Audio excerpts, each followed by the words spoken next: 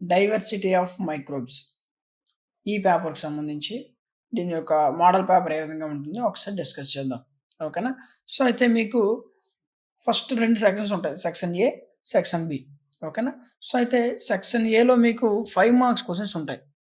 5 marks questions ఉంటాయి. ఓకేనా? So, అయితే ఇవి మీకు టోటల్‌గా 8 క్వెషన్స్ ఇస్తాడు. ఓకేనా? సో, మరి మీరు 8 రాయాలంటే అవసరం లేదు. ఇందులో ఏవైనా మీరు 5 రాస్తే సరిపోతుంది. ఓకేనా? ఫస్ట్ సెక్షన్‌లో 5 మార్క్స్ క్వెషన్స్ ఉంటాయి. ఇవి టోటల్‌గా 8 క్వెషన్స్ ఇస్తాడు.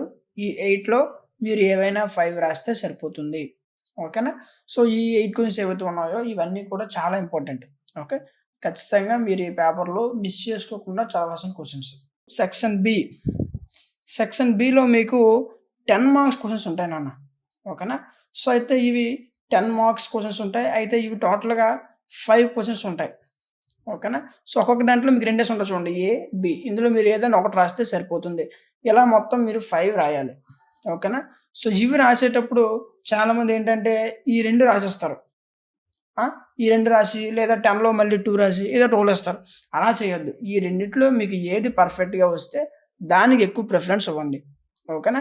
అండ్ అదే విధంగా మీకు ఇన్ కేస్ ఇంకా మీకు టైం మిగిలితే ఓకే. మీరు ఎగ్జామ్‌లో అది అయిపోయిన తర్వాత ఇంకా మీకు టైం మిగిలితే అప్పుడు ఈ చాయిస్ క్వెషన్స్ రాయడానికి ట్రై చేయండి.